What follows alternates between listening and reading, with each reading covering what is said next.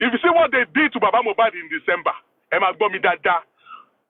That time, Tori Bukky say, "We should see programs, we should see platforms." The most of me pay what first the most law, but I'm aware of the politics that were playing behind. Many people do not understand the reason why they were saying Odumosu must go.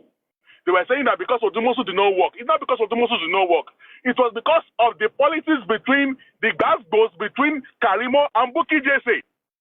And Karimo beat Bukky Jesse to it because Bukky Jesse warned Baba never to pick Karimo's call. Sorry, Baba. Sorry, Karimo no ṣe nǹkan, but I understand bí àwọn fákà ṣe ń ṣe ni òun ló fẹ́ gbà fún Bukky Jesse ni ọjọ́ ń takùra wọn ni. So Bukky Jesse wọ́n ní pé ìwọ fẹ́ bá bàbá sọ̀rọ̀ ò ní bàbá bá sọ̀rọ̀ sẹ́ẹ̀. So Karimo did something. How he got Baba Mohbad's number, I do not know. Ó wá pé Baba Mohbad ń drive lọ́wọ́ ń gbà yẹn. Ó ní àná yín ni o àná yín mi wo ó ní Karimo mo ń drive lọ́wọ́. I guess they spoke for like 5 minutes or something. Debate délé máa pè é padà. Know what Karimo did? Karimo now displays that on her own whatever. Bukky Jesse àwọn ajá Bukky Jesse táyé lọ sọ fún Bukky Jesse pé Karimo mà ti bá Baba Mohbad sọ̀rọ̀ bí Bukky Jesse pé bàbá nìyẹn ń gbọ́ ẹ bá Karimo sọ̀rọ̀ ó ní ó sọ pé òun àná òun ni kíníkan. Ẹ block ẹ bàbá bá block Bukky Jesse.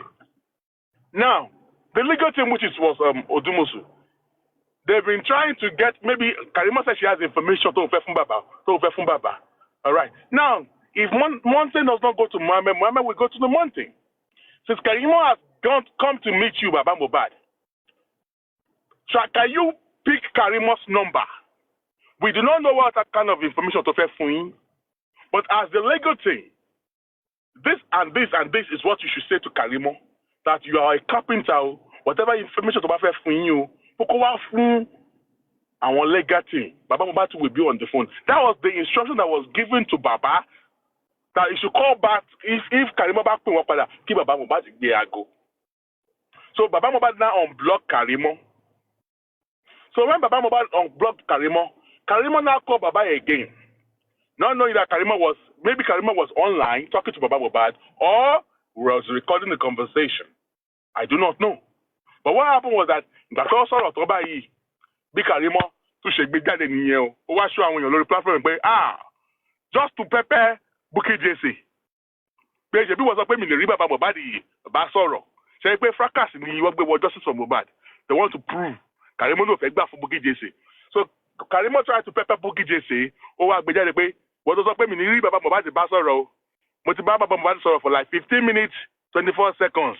Bukky ojú tí ẹ o mo ti rí Baba Mohbad bá sọ̀rọ̀ o. Bukky Jesse wá gba náà jẹ pé bàbá nìyẹn. Ṣé mi sọ fún yín kẹ́ má gbé call Karimo ni? I have warned you not to pick Karimo's number. Bàbá ní pé lọ́ọ̀yà ló ní kí n gbé. No, Karimo wà lórí show ẹnìkan. Wọ́n wá ń sọ̀rọ̀. Wọ́n wá ń sọ live show ni Karimo ti pé Josi ńjọ́ yẹn. Josi wá sọ pé òun drive lọ́pọ̀ máa pè. Àwọn kan wá lọ gbé bá ìyẹn pé ó ń pe bàbá sọ̀rọ̀ ó wá Bukky wá pe Josi wá ní pé ó sàsọ fún ó wá ní kó block ẹ̀ ìyẹn ni Bukky fi wá padà wá ta ó wá post sórí page ẹ̀ wípé bàbá ti ó ní èso ọwọ́ bàtà bàbá ti block èso ọwọ́ bàtà pé irọ́ ló papò bá bàbá sọ̀rọ̀ ìnìyẹn ti wá display pé àwọn jọ sọ̀rọ̀ náà bọ̀ bàbá padà pé yóò gbà tó Odùmọ̀ṣù wá pé Odùmọ̀ṣù wá ní pé wáì tó ṣe block ẹ̀ pé kò bá tiẹ̀ gbọ́ nǹkan tó fẹ́ sọ. Ó ní Josi wá unblock ẹ̀ padà ló wá fi wá pé Karimo padà náà fi wá jọ sọ̀rọ̀ ìyẹn náà fi wá display rẹ̀ fún pa pé ẹni tó ló block tó ti pè ń pa àtàwọn ti jọ sọ̀rọ̀ 45 minutes òun dára ṣe tó fi di. Exactly. So that is the beginning of Odùmọ̀ṣù must go. Over the politics lọ́rọ̀ kan. Exactly. Over the Odùmọ̀ṣù must go. So now, many people do not understand what actually went, the background story of all those things. Now tell me, Shenko advised you Odùmọ̀ṣù fún Baba Mohbad, was it right or wrong? So because Madam Tenny, orí show mi ló ti pè lọ́jọ́ yẹn. Orí show mi ló ti pè Josi lọ́jọ́ yẹn. All right. Okay. That's cool. Now, can you see that is the clarity of what Odùmọ̀ṣù must go. Now, because Arata Bukky, pé Karimo beat her to the game. Ó wá fi àbọ̀ fún bàbá wípé ṣebí mo ní kẹ́ má gbé kọ́ọ̀lù Karimo. Ó ní lọ́yà ló ní kí n pè. Lọ́yà wo ló ní kẹ́ pé ó ní Odùmọ̀ṣù. Ó ní ayé Odùmọ̀ṣù tó máa bàjẹ́. Odùmọ̀ṣù is at justice. At justice ní Odùmọ̀ṣù Wùmí ló ń bá ṣiṣẹ́. And some dummies were believing that. You know, she knows how to gaslight you. She knows how to throw you under the bus. He doesn't have a way. She will throw you under the bus. That is fracas rules. Say gaslight Odùmọ̀ṣù. Wùmí ló ń bá ṣiṣẹ́. Ó fún ọ ní information ní Odùmọ̀ṣù ti gbà bọ̀dé. Kìnìkan. All because ó fẹ́ get back to Odùmọ̀ṣù wọ́n lọ jẹ́ kí Karimo kó win me in this politics that wọ́n play yìí. So Odùmọ̀ṣù cannot stay in the same justice for Mohbad pẹ̀lú òun o. Pé bàbá Mohbad, I give you 4 days or 1 week kìnìkan kò fi lé Odùmọ̀ṣù lọ. And you know, because of what Baba Mohbad is reading in Boxing Day. But that's why I said that I was holding on to Baba Mohbad to save that man from Bukky JC. And that is why I was holding on to him. And I told Baba, and that was the last time I spoke with Baba, because he allowed himself to be manipulated. He allowed it. Because if he wants to get out of that bondage of Bukky JC, he has everything to get out of it in December. Because he was telling me something against Bukky JC. Only money Baba, say in control Odùmọ̀ṣù ní kékeré ṣe pẹ̀lú Karimo, ṣọ́ra lórí Bossman. Odùmọ̀ṣù ò ṣe kankan. Ó fún mi ní good advice ní pé kí n bá kíní kan sọ̀rọ̀ ní. Mo ní pé Bukky JC ló ń ṣe àṣejù. Mo ní iṣẹ́ iná mọ̀ pé Bukky JC ló ń ṣe àṣejù. Can you come out on your life and say this to the public? Mo máa ṣe. Baba Mohbad was so reliable. I was expecting him to talk. Baba Mohbad bá gọpa. Gbẹ̀yẹn ni Bukky JC wá gòkè. Ó tún wá give way. Ìyá ajé yìí, also, I guess she was referring to Jokem. Àwọn tó ń kọ́ bábà láti jẹ́ ẹ má gbé wọn wá sókè o. Ẹ má gbé wọn wá sókè o. Anybody bá ti bú Baba Mohbad rí, ẹ gbọ́dọ̀ gbé wọn sókè, whereas she was the first person to abuse Baba Mohbad in this justice for Mohbad. Can you see politics? That was the politics I was fighting against in December. People did not see that. They thought I was defending Odùmọ̀ṣù. I was telling people that it was not because Odùmọ̀ṣù is not good. It was because of the politics. Bukky JC fire Odùmọ̀ṣù. And you know what they did? I also know. Even me, torí pé bóyá torí pé Odùmọ̀ṣù nǹkan mo pariwo títí pé báwo lẹ́rù yẹn ṣe máa sọ pé torí pé ó pèyàn ẹ̀dẹ̀ sọ pé nìyẹn nídìí ẹ̀ nìyẹn mọ́. Báwo ló ṣe máa make Josi go fẹ́ ṣe? Bóyá dàbí pé bóyá Bukky lò kankan fún Josi, bóyá ó ní kankan tó use tó fi di pé Josi kan turn back. Torí Josi ò tè fẹ́ submit fún. No. Ó wá ní pánkì tí wà láàrin wọn. Wọ́n ti ṣe pánkì Karimo àti Josi ti ṣe pánkì wèrè. Mr. Tenny, I swear to Almighty God, that December, Baba Mohbad was supporting Odùmọ̀ṣù. Do you know Baba yẹn? Do you know what Bukky JC did? Bukky JC released Baba Mohbad's number to people on the platform. Baba yìí every day and night. Bukky JC, but tomorrow jáde fún Bukky JC mo ní pé bí anybody dá láti fire Odùmọ̀ṣù. Anybody ò tó bẹ́ẹ̀. Ọlọ́gbé Ọláṣẹ́ni, ọgbẹ́ dìde. Ọkọ̀ ọbẹ̀ ti gbé àwọn kọ́lọ́pẹ̀rẹ̀ àwọn náà carburetors gbogbo wọn. And all stuff like that. And I said that nobody can fire Odùmọ̀ṣù. Because I know that Baba Mohbad was telling me that you want to send Odùmọ̀ṣù, he was saying no. But you know what they did? They started calling Baba Mohbad. Bukky JC wá rí pé òun ò lè fire Odùmọ̀ṣù. Do you know what he did? Where did they call the platform and here all long campaign on other people's platform? But I know sorry other people's platform. So don't play politics pẹ̀lú wọn. So sorry platform one be hey Bukky JC mama of all mama. Kini got no politics ni. So she needed other people's efforts, joint efforts. Even Otudo Balatino, they used Badalati. Badalati was used. Àwọn nǹkan kan tí èmi àti yẹn máa sábà ní issue fún nìyẹn. Nobody ọyàn kò kàn dédé máa gbé nǹkan wá síwájú mi kí n dey accept it just like that. Kí n kàn dédé máa sọ pé ẹ kí n go. Tán bá wá use wọ́n ti wá use everybody yín tó ń sìn. Wọ́n wá bẹ̀rẹ̀ sí ní fọ́ gbogbo ilé ìgbà lórí wọ́n kan yín níkù. Àwọn wèrè aláìmọ̀. Ibi tí mo ti máa ń bínú sáwọn host kan tán lọ́pọlọ nìyẹn. Wọ́n á gbé nǹkan wá bá ẹ. You will not investigate. You will not make inquiries. You will not go into questioning. Then the next thing, you open your platform and open your mouth and start talking about people. I was not only us, some journalists as well. Sometimes my God, everybody, she calls up one sorrow or what? Justice for Mohbad or fracas or if you want to do fracas, do your fracas. We everybody, honestly, we all played a very dirty role in all of this, especially in fact, many hosts, 90% of the hosts But chairman, I said that if they want to abuse all of them, they can abuse me, Bossman. They can abuse me. Because that time, yes, I know a lot of things going on there. But even go for me, I am fighting my own battle. Battle team at Westo, at Westo, me, Bombay. They've said that everything I come out to say, they said that Bossman is lying. Bossman is lying. So, and some of these things, socially, Yekudi have said some of these things. Did you guys believe Yekudi? You will all care for Yekudi now. They will come for you. They will come for you. They came heavily on Yekudi. Before Yekudi have to pack well and say that she's not doing justice for Mohbad anymore. Exactly. Now, when she successfully put Yekudi away, they start coming for Stateni. Now, the time of Olori Ebi has come now. More people are still going to come until the whole thing busted. Now, in December, something happened in December. When they opened the GoFundMe, when the people of Papariano, the anti-justice people were attacking the GoFundMe, they kept on sending, GoFundMe was sending information to Mr. Miwa. People are saying that in a scam and clinical like that. He was also fighting back, was defending it and all stuff like that. So, they went to Barrister, and Barrister helped them to write a letter to GoFundMe. I guess that was the last whatever. And Mr. Miwa kept on lying that he doesn't want to touch the money of the GoFundMe. But in the first week of December, myself, Joy Reality, which is her name is known as J Blinks, and Comrade Mose, by the Baba become. Can we just forget about the personal vendetta Tani? Can we embrace you, Baba Mohbad? Can you embrace everybody? You know why the people need Baba Papariano with all the breakage? I mean, because a house that is divided cannot stand. Can we? Are we saying that we're having issues in our camp?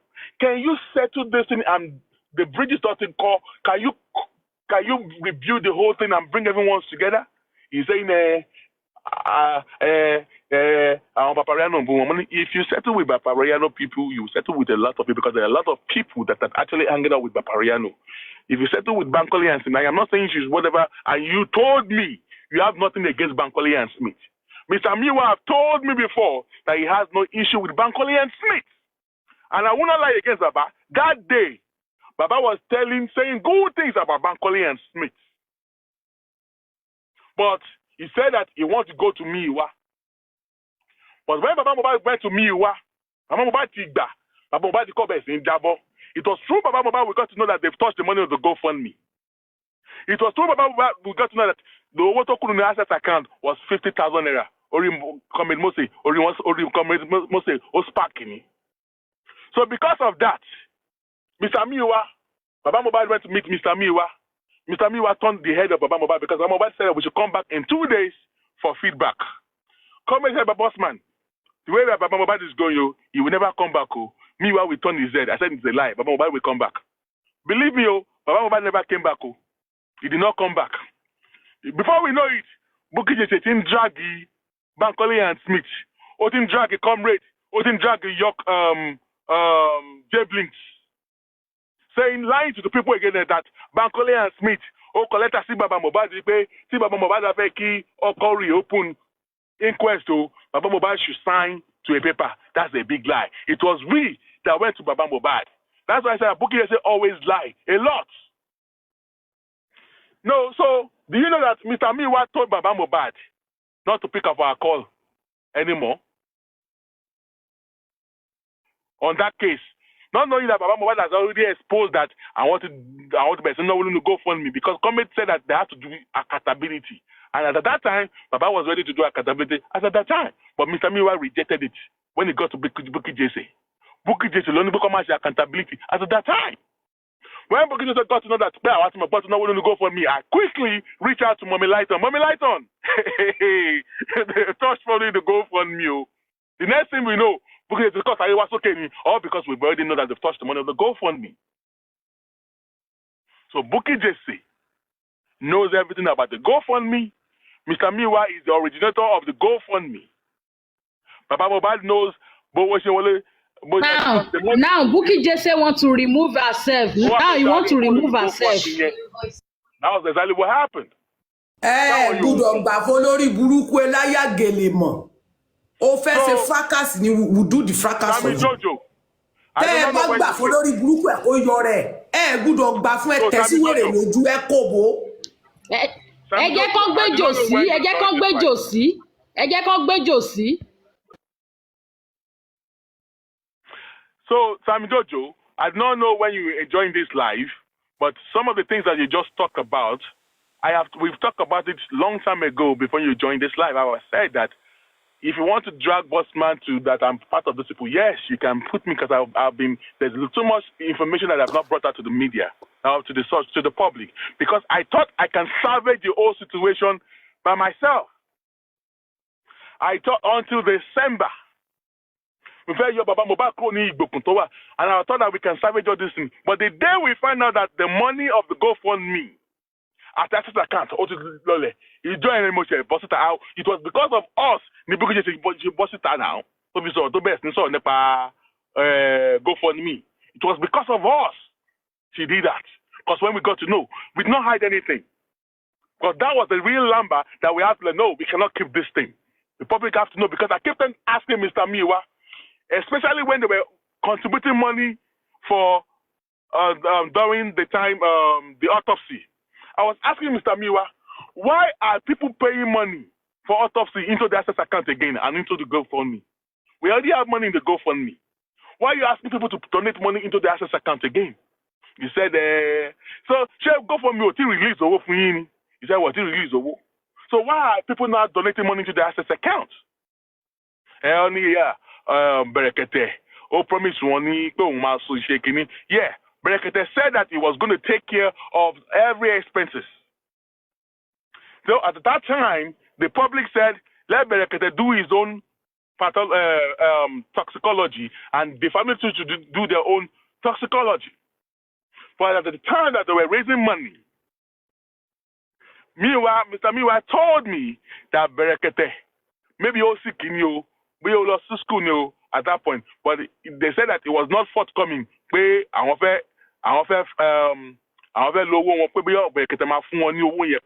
According to what he told me. That was back then when they were raising money into the access account. And the next thing, all platform best, 5 million, 3 million, 1.7 million, and all stuff like that. So, and I kept on asking, but why are people putting money into the access accounts? What like that was going to go for me? We never knew that they've touched the money until in December. That's when we found out that they started touching the money in the GoFundMe. And that was the reason, because we got to know, that was why Bukky just quickly came out to start talking about the GoFundMe. And the money in the GoFundMe was being transferred from the GoFundMe to an access account. And Baba Mohbad is self-signatory of the access account. Any money that goes into the access account, Mr. Miwa knows about it. Baba Mohbad knows about it. So if you want to talk about Baba Mohbad, you have to talk about Miwa. If you want to talk about Miwa, you have to talk about Baba Mohbad, because Miwa will tell Baba Mohbad to pay money and to pay some money. Even when Bukky Jesse was lying to the public, pay 30 million, love every autopsy. I went to Mr. Miwa behind the closed door. That why are you lying to the public? Bukky Jesse, powerful public will pay 30 million, love every autopsy. So why didn't you call out there and debunk Bukky Jesse? But you are so scared of Bukky Jesse because my drag. They are not you're not the one that said it. So because you're not the one that said it, and Bukky Jesse is giving people fabu, wrong information. So these are the things that I was doing behind the closed door. And regarding to the money that was donated from the QH radio, you can go and ask Alaji himself. I asked him, in fact, are we calling to his show tomorrow? Amadara is there. So these are the things. And last year, December, over Odumosu must go, Odumosu must go. Baba Mohbad is a man of himself, he's a pastor, he's an elderly man of his church, he knows what he wants. He allowed that thing to happen. But all of Baba Mohbad is okay, which I think that if he wants to deliver himself, he can deliver himself. He has the options. Because obviously Baba Mohbad in the Boxing Day. You know what they did? Bukky they said our people here, our dogs there. All of them, they released Baba Mohbad's number to all the people on the platform. And all the dogs' platforms. They blow phone Baba Mohbad up. We go phone Baba here, on run down. And threaten man here. And so we pay, you told anyone, we also that was on the GoFundMe. Who cares about Bukky Jesse? Why would you be telling Baba Mohbad that you had to work? It was because of you that people put money to the GoFundMe. Pastor Joseph, ṣé Baba Mohbad ló sọ fún yín wípé òun lè bá Bukky Jesse sọ̀rọ̀ pé because of Bukky Jesse tó bá ti pawó nínú àkáǹtì òun fún àwọn olówó? Ṣé kò sọ bẹ́ẹ̀ fún yín bàbá Pastor Joseph? Pastor Joseph. Hello, Pastor Joseph. You were there now? Pastor Joseph ẹ sọ̀rọ̀. No, it's man. Ó dábẹ̀ kó jẹ́ kẹ́jẹ́ sí mi lọ́wọ́. Mo máa ń sábẹ́ ní kí mò ń pa irọ́ because àwọn èèyàn ti sọ wípé ká máa mú evidence jáde ń sìn yìí. So ibi tó wà lẹ́sìn ní evidence tẹ́ pé witness wà ń bẹ̀ ẹ sọ̀rọ̀ náà. Number one, let me start jẹ́ kí n bẹ̀rẹ̀ báyìí. Ìgbà tí Bukky Jesse ń ta sí yèyé Kúdíngbà yẹn tó ń ta sí wọn gan, mo wá pe bàbá. Mo ní bàbá, as an elderly man, káàtẹ̀ sọ pé àwọn pípù yóò ṣe justice. Ó yẹ kẹ́ tẹ́ bá rí nǹkan tí ò dá, ó yẹ ká lè ṣe àtúnṣe láàrin wọn. Ẹ pé àwọn méjèèjì, ẹ bá wọn settle nǹkan tó wà láàrin wọn so that peace á lè wà. And these two people wọ́n jà fún justice. And kò sí bá ṣe fẹ́ get justice. We divide house. Bàbá ní òun ò lè ṣe yẹn o. Pé because Bukky tèmi wò yẹn nínú gbogbo àwọn host òun nìkan ló máa ń fún un lówó. Òun nìkan ló máa ń gbé owó tó bá pa nínú iṣu ẹ̀ fóun. Lórí burúkú oníjẹkújà bẹ̀dọ̀ pàápàá. Ìjẹkújà ti gba yí ẹ̀jẹ̀. Ń ló bẹ́ẹ̀ débi tó dé lérìn náà ìnáyẹra ọmọ lọ́wọ́ ẹ̀ ọ̀tọ̀ mẹ́ẹ̀dá. Ó ní bàbá kí lẹ sọ? Ó ní àníṣẹ́ òun ò lè ṣe yẹn sẹ́. Pé òun ò lè ṣe yẹn pé Bukky Jesse nìkan nínú gbogbo àwọn host òun ló máa ń fún un lówó. Mo níbẹ̀ tí owó kò ń ṣe everything ló. Mo ní nǹkan tó ń wò yìí. Ó ti torí àtẹnujọ ta autopsy ọmọ ọ̀tá. Mo ní nǹkan tó ń wò yìí. Ó lè spread o. Ó lè spread kárí gbogbo àwọn host tó máa bẹ̀rẹ̀ sí ní bára wọn jà o. Lọ́wọ́ mi orógo. Now. Bàbá làwọn ò lè ṣe yẹn. Now, Bossman. Mo pàdé fídíò kan níbì kan. Mo wá gbé fídíò yẹn mo send ẹ̀ sí wọn.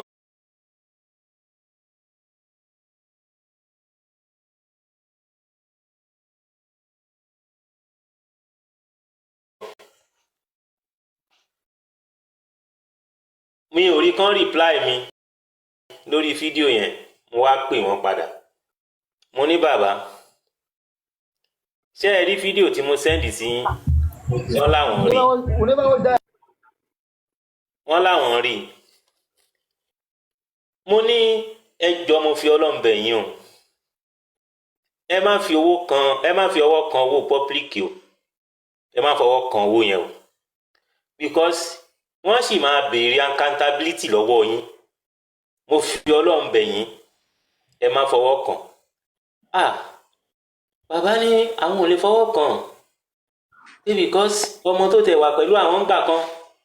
Ìgbà táwọn lọ bì kan, ọmọ yẹn bẹ̀rẹ̀ sí ní yọ owó lẹ́yìn àwọn igbádogóje èrò wájà. Àwa jọ ń sọ̀rọ̀ lọ, atúnjọ ń sọ̀rọ̀ lọ, torí ọ̀rọ̀ ta tán jọ yẹn we talk about 35 minutes. Mo sì ń rí rẹ́kọ̀dù yẹn, mo sì ń rí kọ́ kínní yẹn of recent tí mo tún bá wọn sọ̀rọ̀ padà. Àwa jọ ń sọ̀rọ̀ tó pọ̀ oríṣiríṣi. Àṣekọ́ntẹ̀ wà táwọn gan ṣe nínú owó public tó wà ní access. àwọn ti là á délẹ̀ pé eré báwọn ṣe máa dá owó yẹn padà làwọn wá wọ́n ṣe máa dáwọ́ yẹn padà, right? ó lè tí ó lè ọ̀rọ̀ ẹ farabalẹ̀ ẹ jẹ́ kí n sọ̀rọ̀. ẹ máa kọ́ ẹ kọ́ land o, ẹ kọ́ land. ẹ bá rí screen record ẹ bá screen record rẹ ẹ bá. wọ́n ní àwọn ti lawó yẹn délẹ̀ o láti pèsè sí àwọn ìmínwẹ̀ ẹ má bínú sá sọ fẹ́ sọ pírẹsẹ̀ ló fi là á délẹ̀ ní àbọ̀. ó rìkọ́dù ẹ̀ ń bá rìkọ́dù yìí jẹ́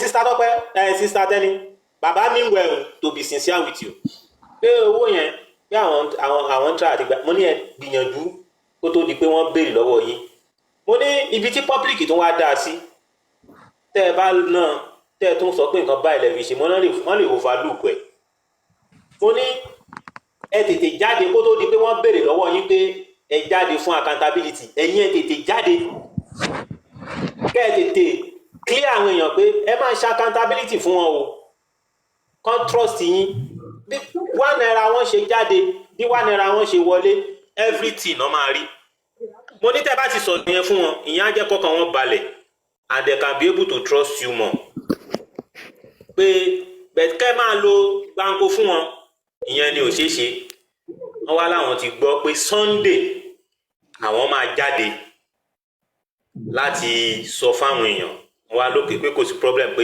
inú mi á dùn tẹ́ bá lè ṣe nǹkan tẹ́ sọ yẹn wọ́n lè jẹ́ mi níhò àwa tún jọ ń sọ̀rọ̀ lọ tó bẹ́ẹ̀ ni mo ti wá sọ fún wọn pé mi ò láìkí bọ́n ṣe máa address àwọn èèyàn pé àwọn tó dúró tì yín yìí ẹ appreciate wọn ẹ sọ̀rọ̀ tútù fún wọn ẹ gbóríyìn fún wọn ó náà fi jáde nígbà kan báyìí tó fi bẹ̀rẹ̀ sí ní fúnra wọn lóyè tó fi bẹ̀rẹ̀ sí ní yin kọfí tẹ́ bá rántí pé that the same show náà ti sọ fáwọn èèyàn pé àwọn máa fún wọn l'accountability that the same show náà ti fi ń fún àwọn kọfí lóyè nígbà yẹn so àjọ sọ̀rọ̀ débẹ̀ so ọ̀rọ̀ tó wá sọ ó wá mú èmi gbéra lọ bá Yèyé Kúdí Yèyé yìí sọ fún wọn pé wọ́n ti mówó o yìí sọ fún wọn pé wọ́n ti la owó délẹ̀ o mo kàn sọ fún Yèyé a máa nídìí àti help bàbá o pé because èmi àti wọn sọ̀rọ̀ lénìí èmi sá ń lo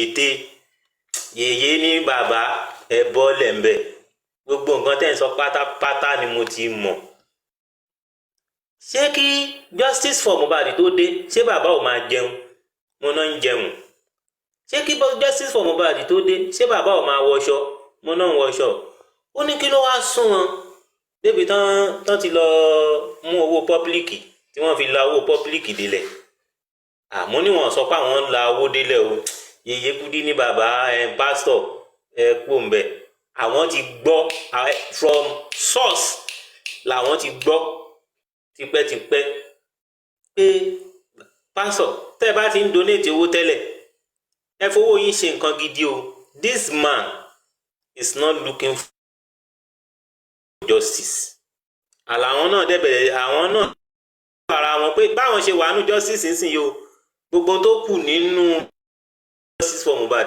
kò ju 2% lọ mọ́ ní gbogbo gbà yẹn pé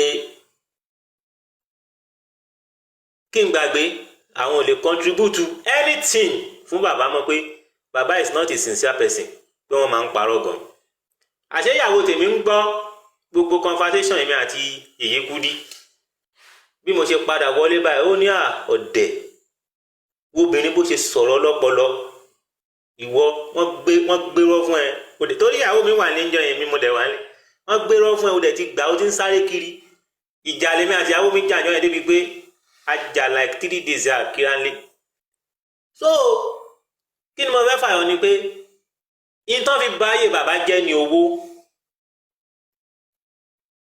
àti monitoring àpàpàǹdodo bàbá dẹ̀ rí bàbá lùsì gan tí bàbá rówó bàbá lùsì o wọ́n lùsì gan if I'm the type of person tó máa ń fi ẹ má bínú pé mo pààrọ̀ ẹ mọ́ ilé nǹkan tó ní gba information. Mr. Joseph ẹ má bínú pé mo pààrọ̀ ẹ mọ́ ilé ẹ má bínú pé mo interject ní. Bàbá ìwánú bàbá ni bàbá wù, ìwánú Joseph Alọ́ba ni bàbá wù, kò wù wá oníwà.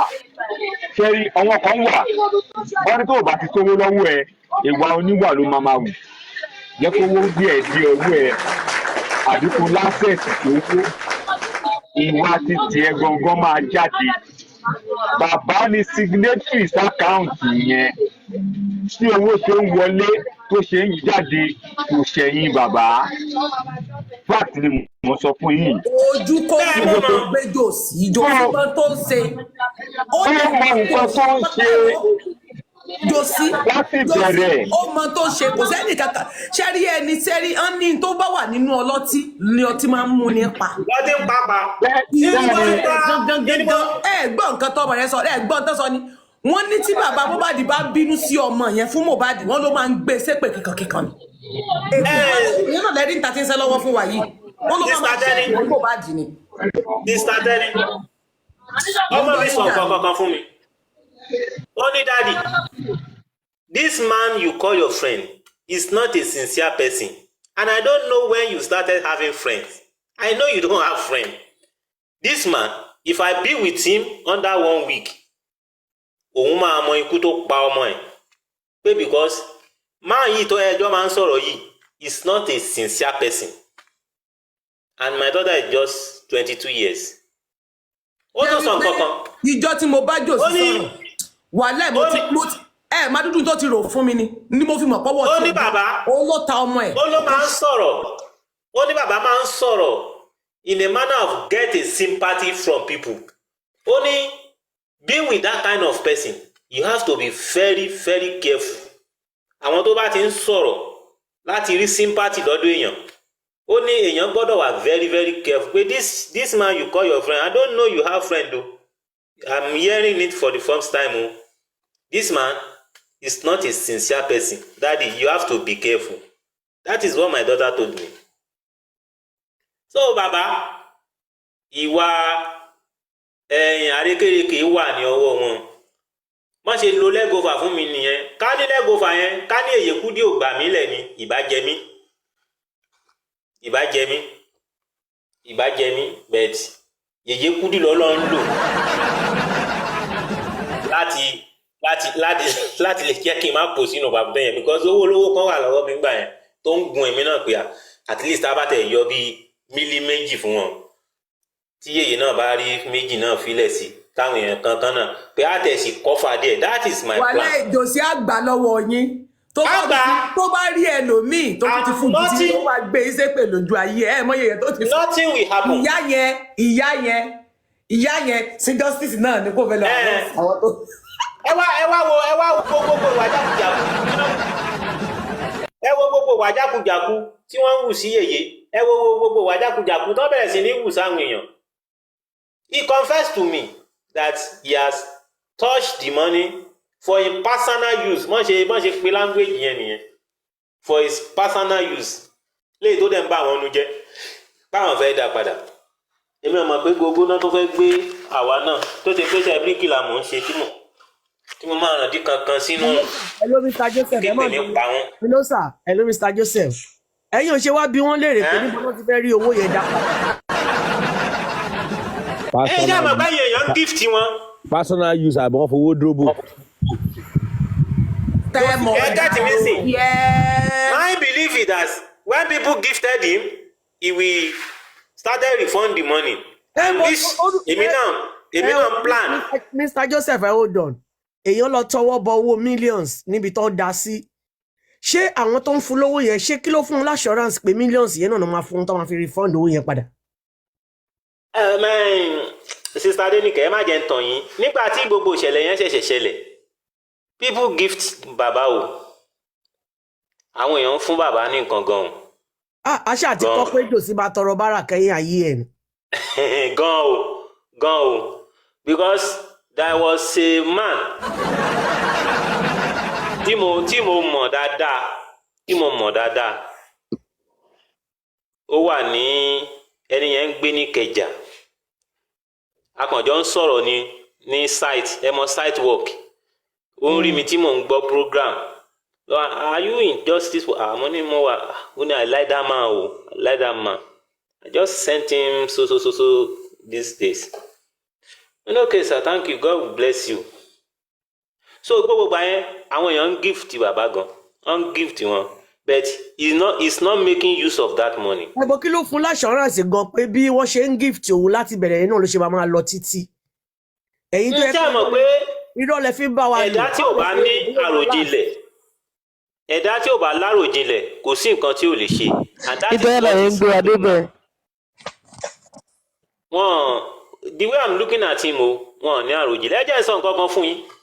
Papa went to one of the best schools in Nigeria, one of the best seminary in Nigeria, and I'm highly disappointed pé wọ́n ṣe gbogbo nǹkan tó ń ṣe yìí because ibi tí mo fi gba ọ̀rọ̀ Sami Jojo gbọ́ pé ìwà bàbá ni bàbá ń hù nìyẹn because téèyàn bá labẹ̀ yẹn kọjá àwa yìí náà ó ní ìgbé ayé tá à ń gbé tẹ́lẹ̀ náà a dẹ̀ mọ̀ gbé ayé tá à ń gbé ń sin àwọn tó dẹ̀ ń súnmọ́ wa dẹ̀ ń testify sí pé skul tẹ́ lọ yẹn ó dàbí pé caterpillar ni wọ́n wo yín palẹ̀ wọ́n tún yín mọ́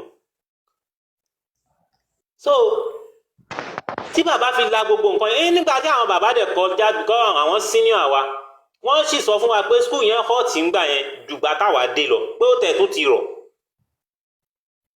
ẹ get mi bẹ́ẹ̀ yẹn bẹ́ẹ̀ kí ni problem wọn gangan what I think is this ni pé ẹni tí ò bá ready àti wà deliver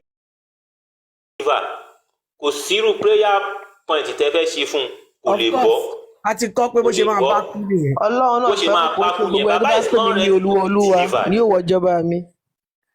mo ṣe òpin ṣe rí bíbélì tó máa wá ń kà fún alẹ́ every Sunday yẹn rich grace olórí burúkú ọlọ́run gbígbọ́ aṣẹ́wó yẹn ló máa ń kọ́ fún.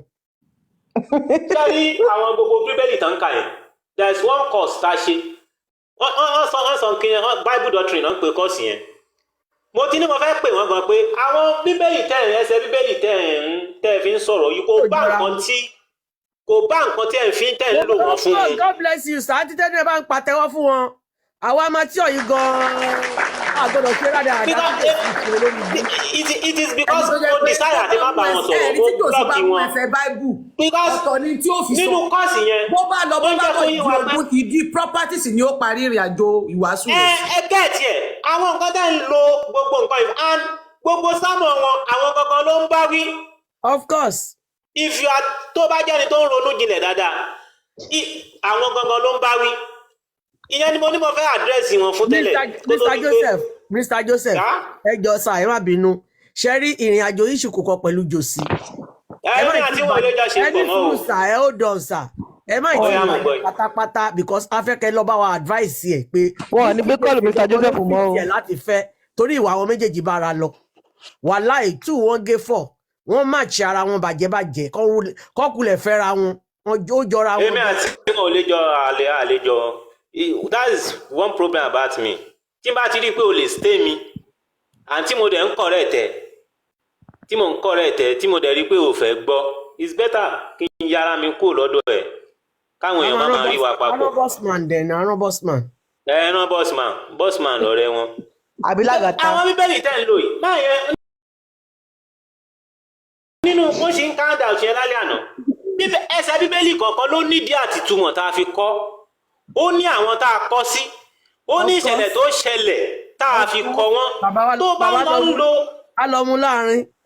a wá lọ mú láàrin wọ́n dẹ̀ kọ́ sọ fún wa ń bẹ̀ pé má mú ẹsẹ̀ kan nínú bíbélì ó bẹ̀rẹ̀ sí ní tú yálà ìṣe pé ó ka chapter yẹn láti bẹ̀rẹ̀ títí dópin so that you can be able to interpret ìwọ bá lè flow tó bá ń ṣe wàásù.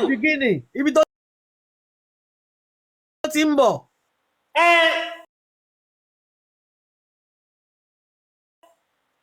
àwọn àgbàgbé inú wọ́n máa bí mi màá kàn máa wò báyìí pé ìwọ lọ́hùn kí ló ń ṣẹlẹ̀ gangan get so we need to pray for him kọ́lọ́hún arrest ẹ̀. kí ló máa gbàdúrà fún wọn láyé. kọ́lọ́hún arrest ẹ̀. ṣé nǹkan ti gbàdúrà fún ayé tó Mr. Joseph. kó lè rí lédè sí because bọ́n ṣe ń ṣe yìí we are not judge o. Heaven is not certain o ṣé ayé ẹ̀ tẹ̀ ìdá gan kẹ́ tó máa sọ̀rọ̀ heaven. kò tiẹ̀ ní bọ́m̀bẹ̀. èèyàn tí ìráyé ṣe ojú ayé èèyàn ti bàjẹ́ ẹ mọ̀ pé ojú ayé Jòsí ti bàjẹ́ lójú ayé ẹ̀ àkọ́bí ẹ̀ wà nínú Mercy. I even told him. Mr. Joseph.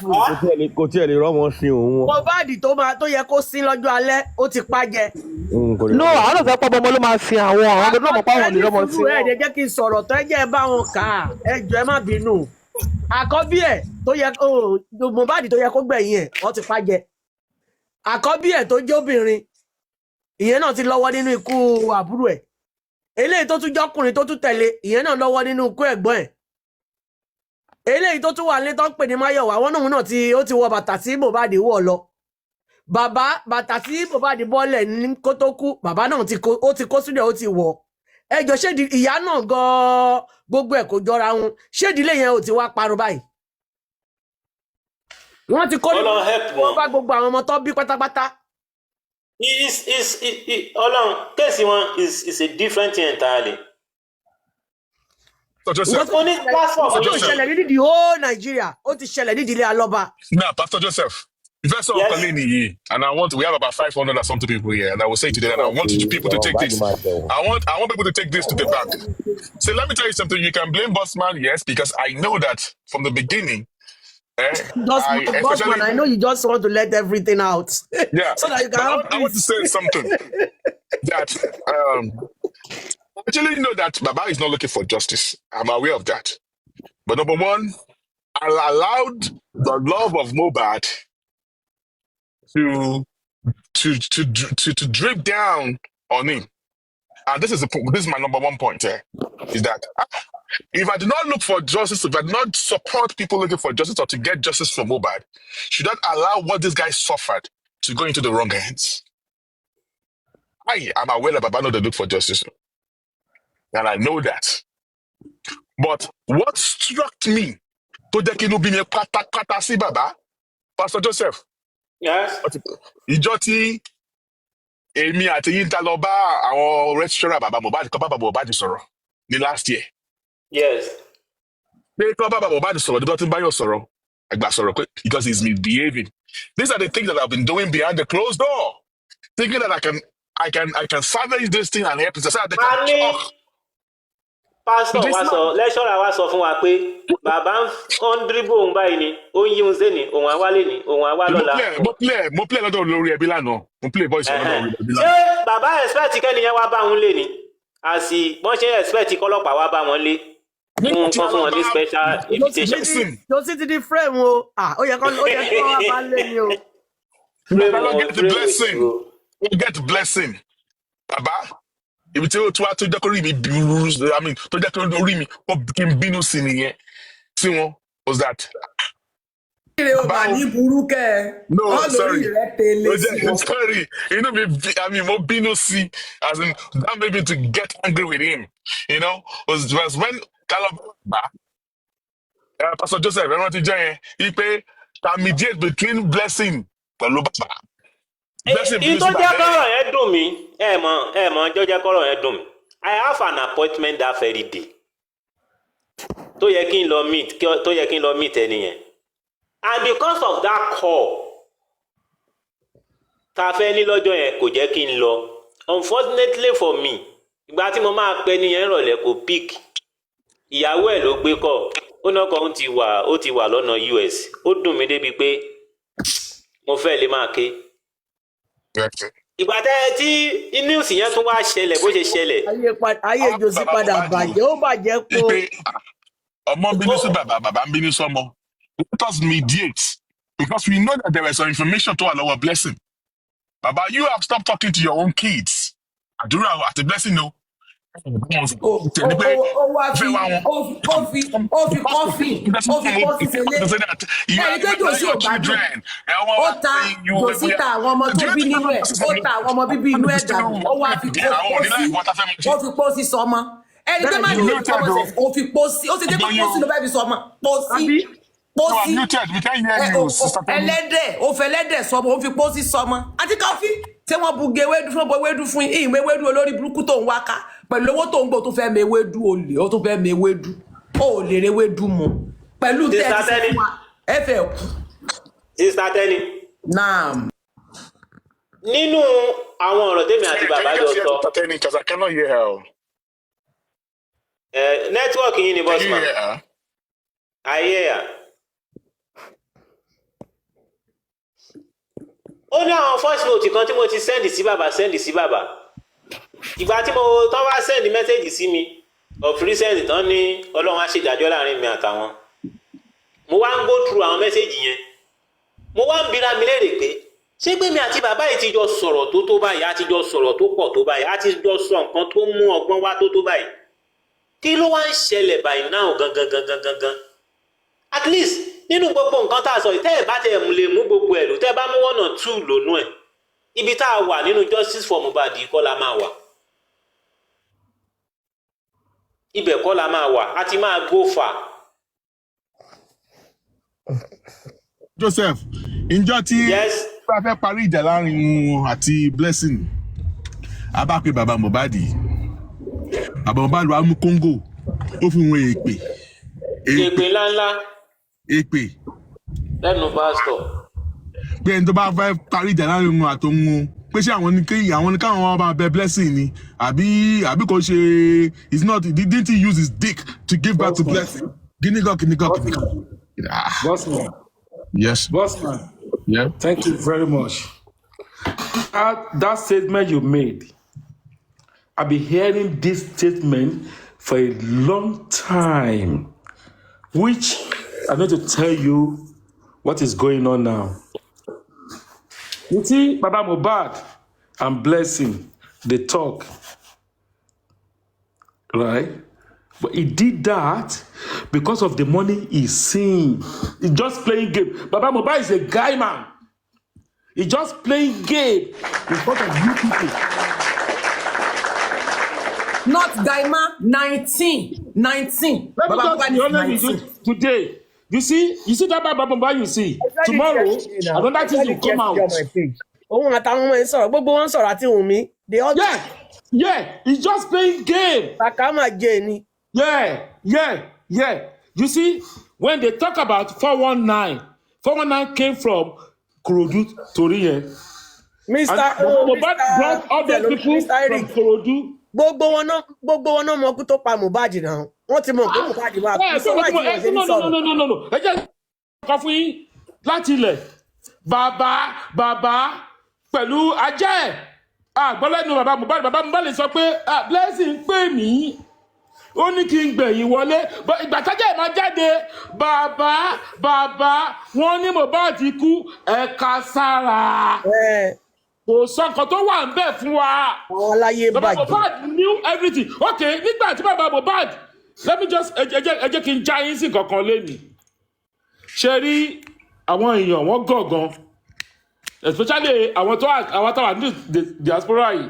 A máa ń pity gan because nípa àrùn rí owó pé èyí lọ fẹ́ send sáwọn èèyàn. Tó bá send £20 yẹn is close to 50,000 naira ní Nàìjíríà, but it's nothing to us. 50,000 yẹn okay ṣebí brandi tí mo mú lọ́wọ́ nsìn 60,000 mọ́ra pé mo kàn máa jókòó mo máa fi wọ́n tí. So kíní yẹn ó ti wá wò ó kíní yẹn ṣé ní owó yẹn ó ti àwọn táwọn ní diaspora tó ti wá yà wá wèrè ìpè àwọn tó wà ní Nàìjíríà 60,000 tó máa fi jókòó tó kàn máa ná lórí jókòó ọkàn máa fi jẹun fún dídé oṣù kan oṣù ọ̀sẹ̀ méjì pẹ̀lú ọmọ but kò jẹ́ ní kíní yẹn ó ti wá ó dẹ̀ jẹ́ ká máa àti miss àti lose a lot of things. Àwọn kẹ̀lá ń bára wa jẹ́ because nígbà tí £1 tó bá jẹ́ 2,000 plus. Nàìjíríà bàjẹ́ nìyẹn ni. Wọ́n bá tó máa fọ́mọ ọmọ tó bá lọ kíyàn nínú ilé ọmọ ẹni tó lọ kí nílé yẹn pé ẹ̀kọ́ lọ kí o ẹran kan lọ síbẹ̀ o wọ́n ọkọ̀ fún yín lọ́tí mu o tó bá ń lọ ọmọ wọn ń bẹ̀ tó bá fún ní £10 ó máa jùlú yìí pé ó máa fi ra chocolate ní sweet táwọn kan fi live for 2 weeks Nàìjíríà nǹkan tó ń fún wọn Nàìjíríà tójú wọn fi wá ràn tó àwọn nǹkan tó ń ṣe nìyẹn. Let me just be honest with you today. I'm going to let me just come out.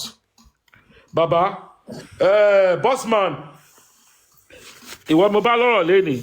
I've been hearing you a lot. Once you come up, but ibi tó bá wà, mo máa lọ síbẹ̀ because mo lé àwọn nǹkan kan tó jẹ́ fact which I want to bring out because ẹjọ́ bẹ̀rẹ̀ kínní yìí ni láti ilẹ̀ àti Yèyé Kúdí. But nígbà tí wọ́n máa lé Yèyé Kúdí jáde, wọ́n ní ó lọ sọ́dọ̀ ọba Elégùṣì. Ó lọ ń gbà òun ní ọba Elégùṣì ló ń bá sọ̀rọ̀, ló ń bá ṣe kínní kan, ló ń ṣe kínní kan pẹ̀lú ẹ̀. Wọ́n lé dànù. Mr. Eric wọ́n lé Yèyé Kúdí jáde, ó protect marriage. Ẹ máa gbọ́ nítorí mi nípa lè no but kò jáde láti jọ mẹ́ta but wọn ò lé ẹ bá wọ̀rí. Let's just take it like that. So ti yẹ yín sìn. Ṣé àwọn people yìí, the way they are talking to Yèyé Kúdí, that's the way they are talking to a lot of people. Which a lot of people here, ìsìnránṣẹ́ bẹ̀rẹ̀ sí rírí wọn. Nígbà tí result jáde, iṣẹ́ wà lórí ìjọsìn Mohbad. Ẹni báyìí ló sọ, ó gbọ́ ọmọ òun jáde, ó gbé fọ́tò òun jáde. Ṣé ń gbọ́ mi? No, what I'm saying, just you people should listen. Mo lè gbé lọ síbò míì, bọ̀ ẹ lè pèrè padà. Bossman, ìwọ bàbá lọ́rọ̀ lálẹ́ yìí. Sorry, you said something which I've been waiting for, what I knew, got me more. Ìgbà tí mi náà ń dúró dè, òun ni wọ́n náà sọ yẹn pé in the next 2-3 weeks, a máa mọ nǹkan tó ń ṣẹlẹ̀. People are asking you yìí pé ṣé o fẹ́ gbé nǹkan kan jáde ni, ó jẹ́ kíní kan jáde ni, but which I don't know what you have. But kò tẹ́ mi ń dúró dè, òun ni ọ̀rọ̀ driver àti doctor. Èmi ti gbọ́ nípa result tó ń pè tọ́ka ní láǹsì yìí tipẹ́. But I was just sitting down because gbàtọ́ tó pọ́kè pé wọ́n lọ ṣe títí wọn.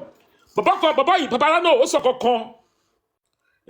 Nígbà tí ọ̀rọ̀ yìí ti wà lọ́dọ̀ Bẹ̀rẹ̀kẹ̀tẹ̀. Ó ní ó yẹ kí Bẹ̀rẹ̀kẹ̀tẹ̀ fúnra rẹ̀ gan kó lọ ṣe títí ẹ̀. Gbogbo èèyàn sọ pé ó ti lọ ṣe ọmọ amújáde, ọmọ ṣe kíní kan jáde. Why is it now? Gbàtọ́ mú ìgbà tó bí result jáde sí ṣé kí ló ti bẹ̀rẹ̀ tó mú tiẹ̀ jáde báyìí. Àkílẹ̀ jẹ́ pé public táwa ń dá owó bàbá Mohbad là ń dáwó fún o. To be honest with you, I need to be honest with you. Bẹ̀rẹ̀kẹ̀tẹ̀ ò ṣe o. Bẹ̀rẹ̀kẹ̀tẹ̀ sọ pé òun máa that's what I'm telling you. Bẹ̀rẹ̀kẹ̀tẹ̀ ò ṣe náà ni because he didn't do it. Because he was going to do it. He said that he was going to pay for it. They took Baba Mohbad away. No. Can I correct that part? Can I correct that part? No. Just Bossman. Let me just say something today. I should mistake here. Oh, Walowa. Baba Mohbad ti sin ọmọ ẹ̀. Baba Mohbad ti sin ọmọ ẹ̀. Public mo ti sọ kẹ́ tó dé. No, just wait. Baba Mohbad has compromised. Listen.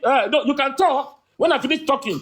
Yeah, you can talk because what I'm view on my own, and this is what I hear, and this is what my information from my boss.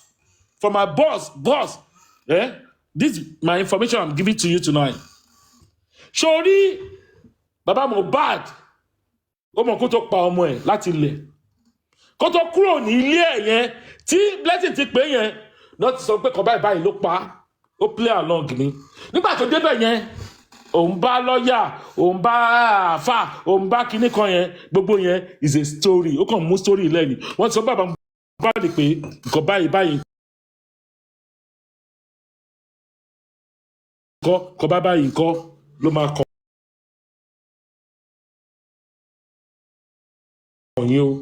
Nǹkan báyìí ló ṣẹlẹ̀ o.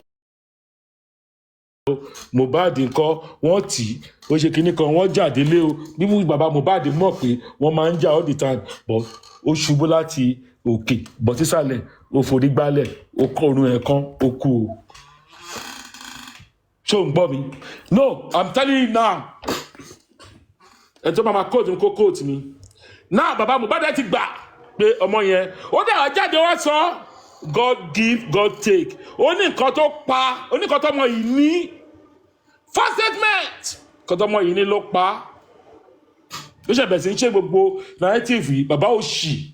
tó ṣe ń bọ́ ẹ̀yìn olówó ẹ̀jẹ̀ pé kó yẹ kó máa nùgbẹ́ kó máa kógbẹ́ kọ́tẹ̀ wá sí lọ́dọ̀ yìí kó lọ́ máa fọ ìgbẹ́ àwọn olóṣèlú ń bọ́ ẹ̀yìn sí. now kí mo fẹ́ fà yọ Bossman.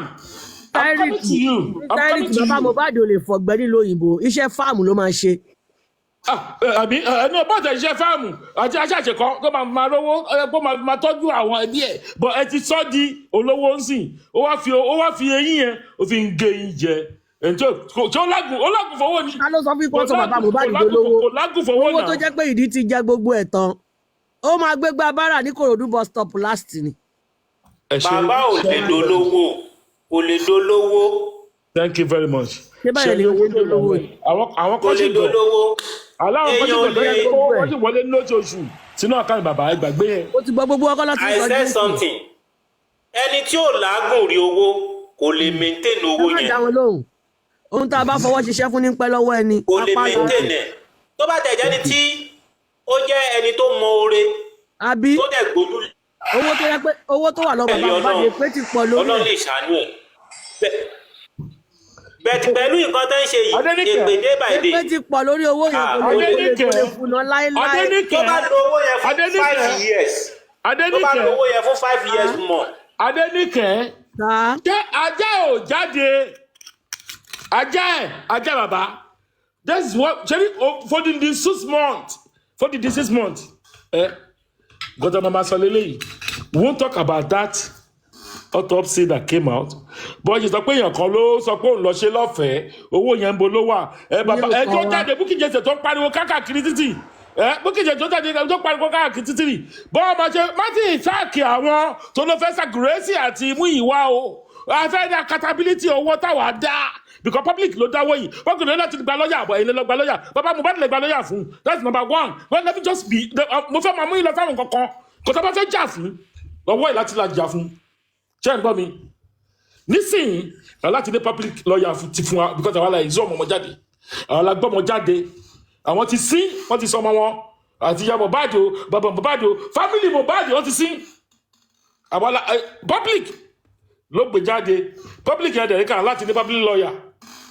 aláti public autopsy wọ́n tẹ̀ ti sọ fún wa yìí pé wọ́n náà fi rúbọ àwọn sì máa ṣe autopsy tó àwọn kàwé àwọn ṣe lè trade aláti mọ̀ kọ́tọ̀ ìjú kó tó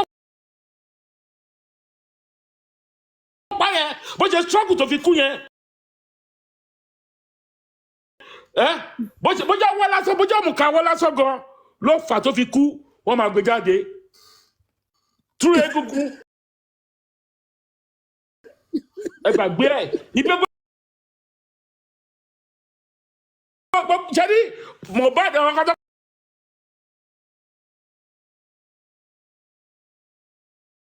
kọ́kọ́ lọ sí ṣé Mohbad bó ìwà yẹn ọba ìlú wọn kì í sí ọba popular tó Mohbad. Mr. Eric ẹ ti máa ń sọ kí nìyẹn ti pẹ́ ṣẹ́rí kò sí autopsy kankan bí kankan ṣẹ́rí tábàkà pé autopsy wà Mohbad máa jà fún rẹ̀ ìdájọ́ Mohbad dẹ̀ máa le ju gbogbo ìta ń ṣe rọmọ níbi ìta ṣe ìyá mi autopsy wà I will tell you why autopsy. ẹ mọ nǹkan tó ṣe lè work sir ẹ jẹ́ kí n sọ fún yín public àwa united kò sí unity láàrin wa tí Wunmi wà tí bàbá wà tí Mohbad wà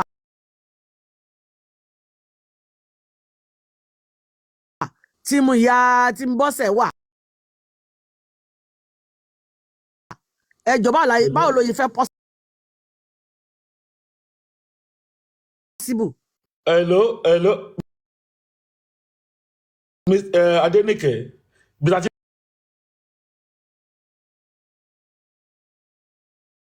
máa ń ṣe mistake ó pọ̀ gan èèyàn kan ṣó kó lè ṣe autopsy ẹ̀ tẹ́yìn kankan fúnra ẹ̀ tẹ́yìn nímọ̀ wọ́n lè gbé mi tó ti ṣe látọ̀ ṣe gbogbo ẹ̀ lóyìnbó gbogbo ẹ̀ náà fi jáde kẹ́lọ́.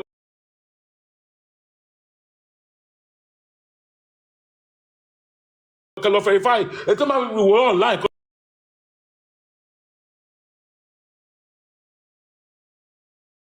lọ́wọ́ láì a kàn ń tọ́ra wa ní Nàìjíríà ẹni. nítorí kí ni ta ló máa tọ́ ráìsì yín láti lọ rí bọ́dì yẹn.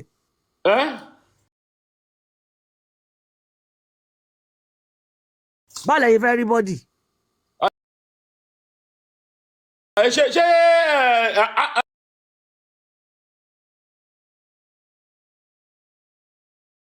Andy òdebẹ̀ ní àná. ẹ̀yin mo bá ṣe débẹ̀.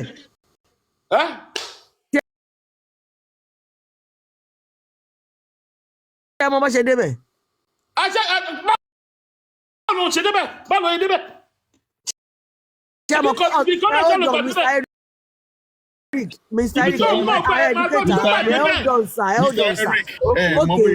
ẹni sùúrù o èèyàn kan lọ síbẹ̀ ó lọ wò ó yàtọ̀ sí pé bóyá wọ́n fẹ́ lọ mú nǹkan lára ẹ̀ láti. thank you very very much. ṣé ẹni gbogbo ọkọ̀ tó ẹ pa ṣe mistake lé lórí. Mr. Eric ẹni sùúrù just wait the Bossman please I want to tell you something today. nǹkan tí Andy tó fi lè lọ ọbẹ̀ kó rí Mohbad báyìí tí public tó bá unite jẹ́ pé wọ́n tún sàrànwọ́ bíi mẹ́rin márùn-ún tó dẹ̀ kọ́lẹ́tà tó grant Nàìjíríà yẹn àwọn tó máa mú nǹkan kan lára Mohbad wọ́n máa bọ́ ẹ̀ máa grant ẹ̀ náà. ṣé gọ́fọ́mẹ̀ntì tí ò wá justice ló máa fún wọn láyè yẹn. bàbá ò ní ìdí ẹ̀ ìdèdè bàbá tó sì ní ṣé ilé kan máa pé bàbá sọ̀rọ̀ yìí. bàbá ní láti dárúkọ bàbá ń sìn dárúkọ bàbá ń sìn. just thank baba at the back. Madam Adenike, I'm telling you something today. Mr. Eric is speaking fact. If you want justice for Mohbad, if anyone of you want justice for Mohbad, cut the family off. You don't need any Baba. Cut the family off. You will never get justice with the family. Cut the family off. Yeah, I'm telling you today. Go somewhere now. This is the case of Mohbad or this case of public. No fair wọn kò tó pa ọmọ yìí. Kì í ṣe àwọn family wọn ẹ gbàgbé ẹ̀. They will grant ẹ̀ wọ́n máa yọ wọ́n máa sọ ọ́ níbi tí wọ́n máa sign ẹ̀. Ẹ bàbá ẹ fi gbogbo ẹ̀ náà tí ì ṣàríwọ̀ rárá tí ì ṣe pé àwọn sọ lórí social media. Wọ́n máa sign ẹ̀ wọ́n ní right. Public has a right. Láti gba payment lọ́rọ̀ ọmọ bàbá ẹgbà. Let me tell you, Mama Adenike. Wọ́n ní right láti gba anything lọ́rọ̀ ọmọ bàbá. Let me tell you something today. Àwọn family ló ń jà fún mọ́. Let me tell you something today, Madam Adenike. Mr. Eric ẹ jẹ́ kí Bossman sọ̀rọ̀. This justice for Mohbad in 2025 ó ti yàtọ̀ sí justice for Mohbad 2024. I know. This 2025 yìí, I swear to God, mo mọ̀ pa platform meeting ni. Ó shop àjẹbàjẹ́ àmàgbà justice yìí. Amen. The police that's a people ṣiṣẹ́ yẹn, you will see. But people just want me to talk, and I cannot. There's nothing I can say on social media here. I'ma get justice yìí ni. Ẹnu àwọn people yìí ló máa fi sọ jáde.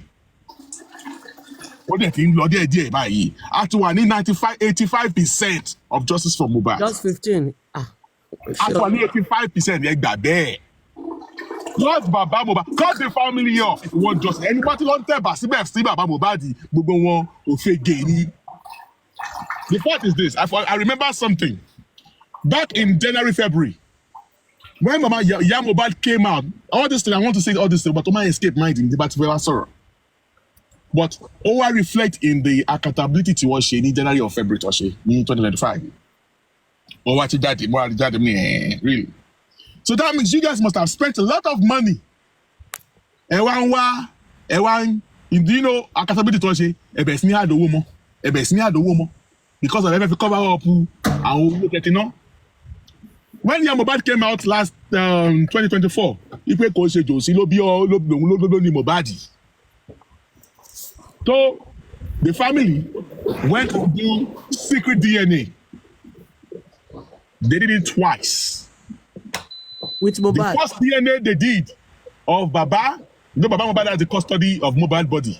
They went and get some pieces of his body, specimen, of the DNA test from Baba to Mohbad. The first test came out as maybe 67%. So they said they want to do another one. They went to do another one until when he gave 90-something%. So you know that in case if Mohbad comes out to say that Baba Mohbad no more, they've done DNA. Thank you. Mohbad These are the things that the public are not aware of. So there is a guaranteed to one level pay Baba Mohbad lo ni omo. Now take a look at this. I am not sure. According to what I know, the DNA was done in Nigeria. Good. When they want to do the accountability, they are claiming that they took the DNA abroad, all because of fraud, everybody. Let them come and bring out the statement if you all be DNA yellow near abroad.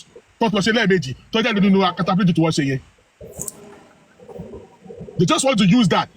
Bring out the statement. They be DNA, let them bring it out. So why? I am aware that they did it in Nigeria. So why are they not telling us that they took it out of the country? Why is it showing out there? The DNA is not part of justice for Mohbad. But Mohbad has money now. It was as at last year, December, it was 2023. Yeah, 2023. He was a millionaire already. But you now took money from the access account. You took that money, you pay in dollars. All because Adenike, kọ́tẹ́ ìmọ̀ lẹ́mọ̀, ṣé ń gbọ́ lórí ìlà lẹ́mọ̀, tó ti yẹ àwọn èèyàn ti lọ fà lórí ọ̀rọ̀ yìí, ẹ gbà bẹ́ẹ̀. Ní Nàìjíríà, ẹ gbà bẹ́ẹ̀ nípa Nàìjíríà. Let Baba Mohbad and Mr. Miwa come and tell me, you pay àwọn gbé kíní DNA out of the country. Let them come and tell me that they took it out of the country. They did not take nothing out of the country at all. I've been saying it for a long time. When I was in Monday, ní pé gbàtà tó ń gbé driver bọ̀ àti doctor. Mo sọ fún ẹ tẹ́lẹ̀ mo sọ fún Monday nìyẹn. Mo ti gbọ́ result kiri láti ilẹ̀. Mo ti gbọ́ result autopsy tó lọ ṣe yìí. Inconclusive. Mo ti gbọ́ láti ilẹ̀. Mo ní nǹkan tí mo fẹ́ gbọ́ òun ni driver àti doctor mo dẹ̀ ti gbọ́ ẹ. Ṣé ní gbogbo ọ̀sán ṣẹlẹ̀ yìí? Let me tell you something today. Baba Mohbad ó ń play game pẹ̀lú yín ni. Ó ti compromise pẹ̀lú wọn láti ilẹ̀. Bàbá tó lọ ṣe mítì lẹ́yìn tí wọ́n pè sí yẹn ló fi yí padà. Ó tún padà pẹ̀lú wọn báyìí. Ẹ kàn ń ṣe sàárà ni o. Mr. Eric, tó bá ń ṣèdè owó sí Baba Mohbad ẹ sàárà lẹ́ ń ṣe. Ẹ lọ ṣe sàárà yẹn fún family yín tẹ́bí ń pa. Sàárà ni o, sàárà gidi gan, sàárà ńlá.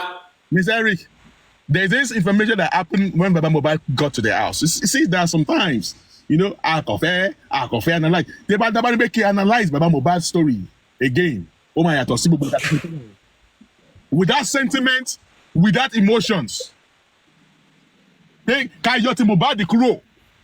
Hey, let us apportion blame to who? Oh my Gbogbo. Ola we can scrape Gbogbo. Kini ta ti ṣe tẹ́lẹ̀ ni o. Ká máa sọ direct, ká máa apportion blame to everyone.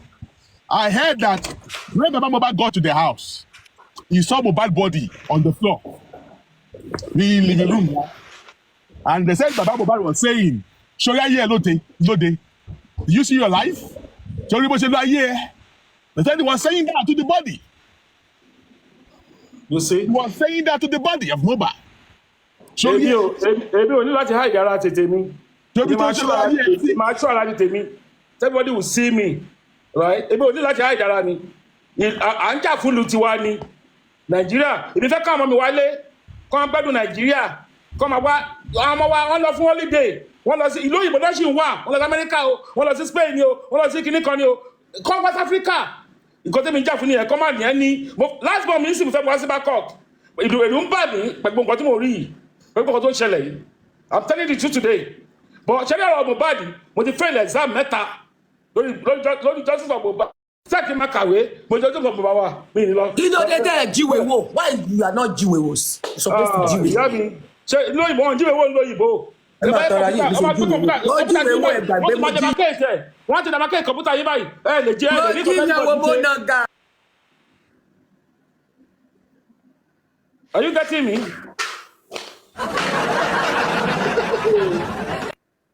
Ẹ wo, Sherry, let me just connect with you today. Ẹ jẹ́ ká sọ tọrọ fúnra wa. Ẹ má yẹ ká pe pàlápàlà ní nǹkankan. Àwọn ọlọ́pàá gan wọ́n play pẹ̀lú wa. Ẹ ṣe jẹ́ kí Bossman finish line of thought yẹn tán kó má gbàgbé. Ó máa finish èmi ṣe èmi Adéníkẹ́. Sherry ọ̀rọ̀ tèmi gbọ́ ní àná. Ó jẹ́ kí ni wọ́n bí mi. Tó sọ̀rọ̀ tí kìíní sọ̀rọ̀ Shantiga eléyìí jẹ́ kàdàkàdà no. Ó lẹ́ send info òbò. Èmi tẹ̀ fẹ́ bèrè question yẹn lọ́wọ́ Bossman. Ṣé bàbá Mohbad tó tẹ̀ ń pọ́ lẹ́yìn? Mo wá wò títí pé who is this man sef? Tó sọ pé àwọn send òbò sí. Ẹ̀lẹ́ ló wà lọ́wọ́ ẹ̀ ṣé owó táwọn aráàlú dá fún? Àbí tó iṣẹ́ wo ló ń ṣe gan? Táwọn ọmọ send òbò táwọn ọmọ send ọyàn sí. That's what mo kàn wò títí pé who is him? Mọ Bukky Jesse ni line of fracas ti ẹ nìyẹn. Ó máa fẹ́ parọ́ mọ́ yín kójú tì í kẹ́ má lè wá sórí line. Nǹkan tó fi láwọn èèyàn kúrò. Èèyàn tó kúrò lémi tó lémi sọ pé Odùmọ̀sù fẹ́ èmi ju òbò àbí kìlẹ̀ lópin ní Bukky Jesse tó bá bọ́ tó wá jẹ́wọ́ lórí ọ̀rọ̀ ló máa ṣe. Èèyàn tó parọ́ mọ́ burúkú bẹ̀ yẹn olórí burúkú alájà bí èkèrè ẹlẹ́nu gbọ̀kú bí ẹnu odò ẹlẹ́nu mọ̀ọ́dún ẹlẹ́nu bí ẹnu tù wà fẹ́ kú lọ́wọ́ mi. Let me just be honest with you today. Màá sọ tọrọ fún yín lẹ́nu nípa ọ̀rọ̀ peers. Ṣé ń gbọ́? Mi ìbá pàdé ńlò òyìnbó yìí rí.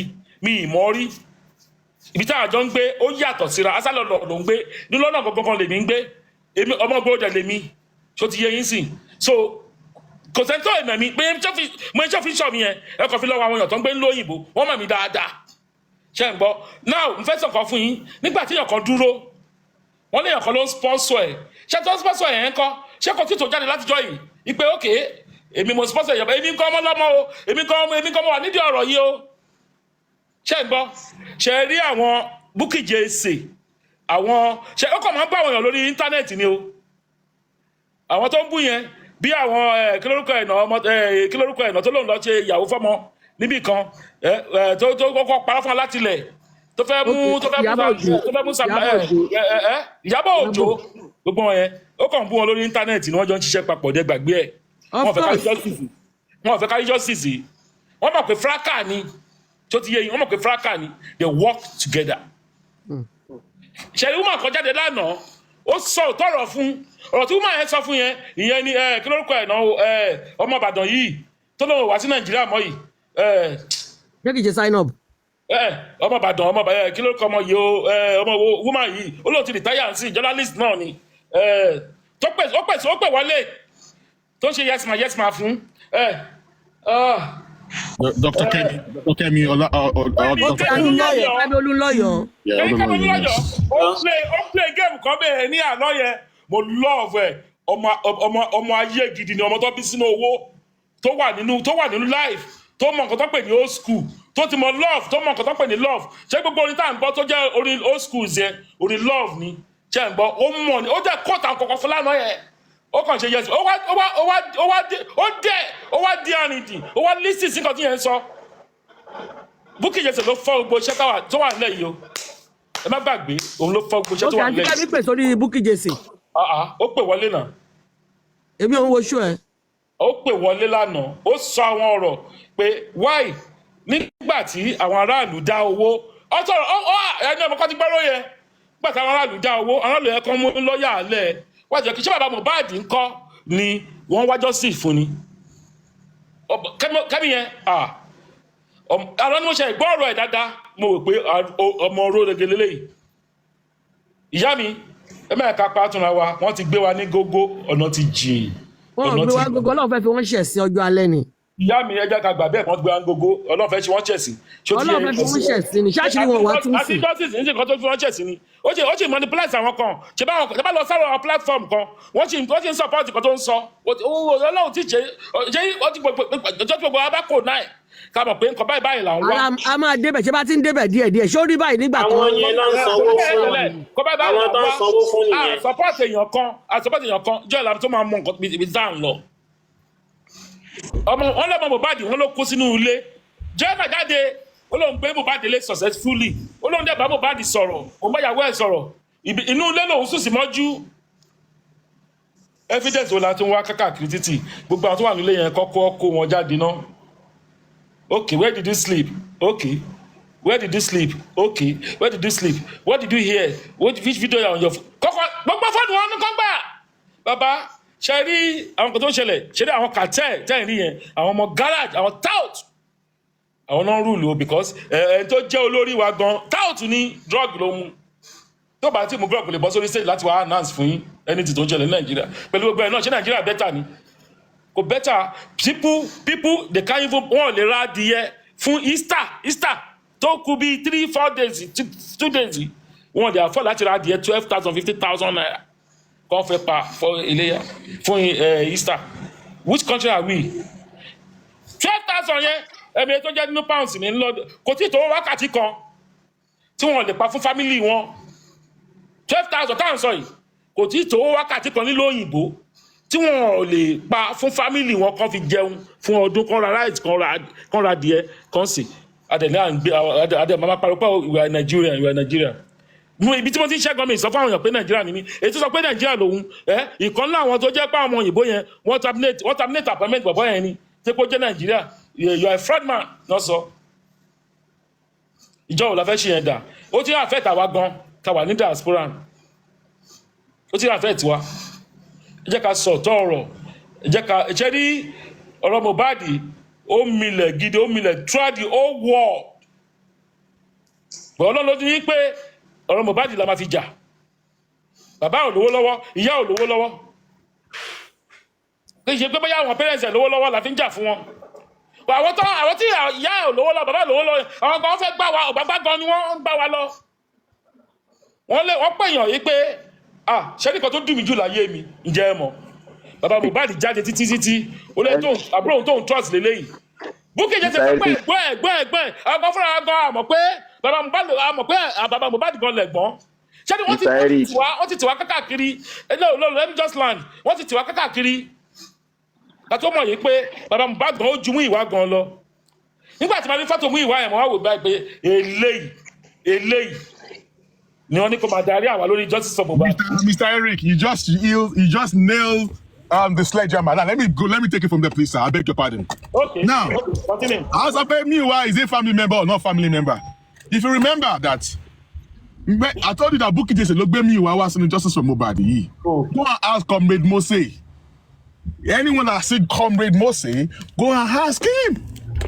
But Bossman.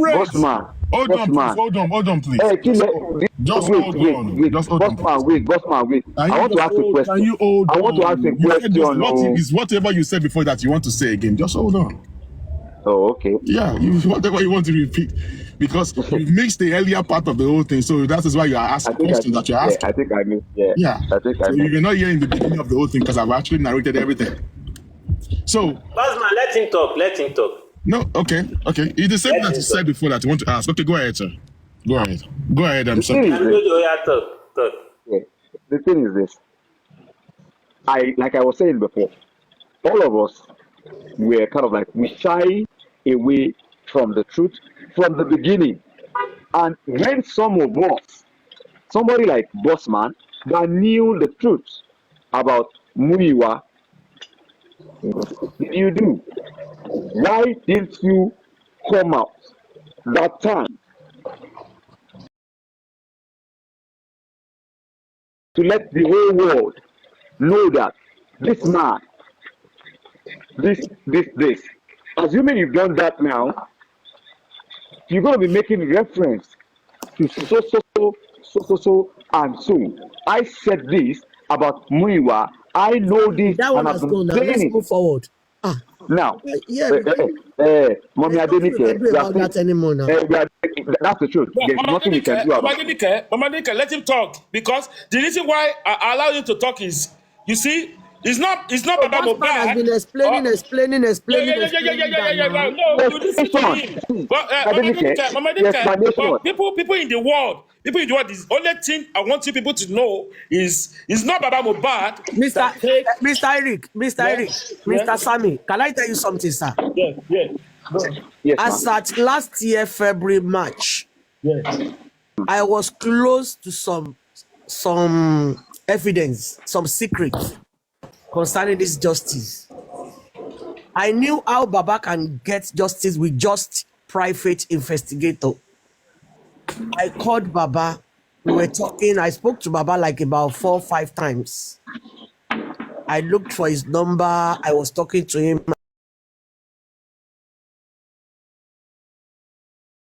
I gave him the information.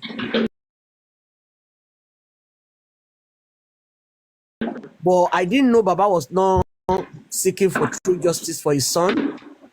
So immediately I gave that information. Maybe they were thinking, where did I get the info from? The next they did to me then was to send Bukky Jesse out.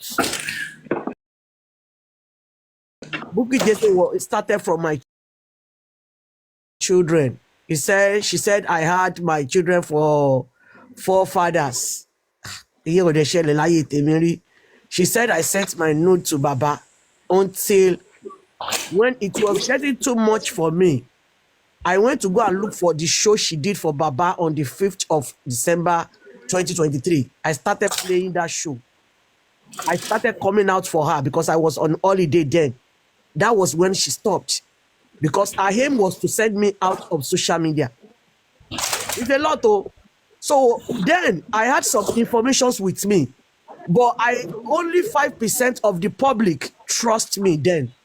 So, and I knew if I just bring anything out, nobody will. But you know that weapon is part of the fracas. Yeah, I'm just backing you up now. I understand you, Bossman. If let's say 100% of the public, if 5% only is only on your side, if you bring anything out or you talk about anything, they won't believe you. And they did it to Yeye Kudi as well. God bless you. They will not believe.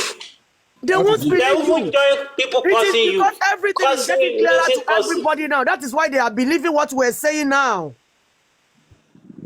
Mommy Adenike, let me just tell you, we have made a lot of mistakes from the beginning.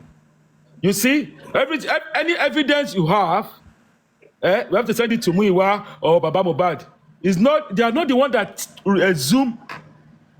But Mr. Eric, nothing like this has never happened before. Mohbad was the first case study now. Mr. Eric, Mohbad was the first case study. I don't think anything will happen after this now that we're going to fall to that trap anymore. No, you see, that's what I'm telling you, that we have made a mistake from the beginning. It's not Baba Mohbad. I won't call it a mistake, Baba Mohbad Hold on, Mr. Eric, okay. Don't let us call it a mistake. It is not a mistake.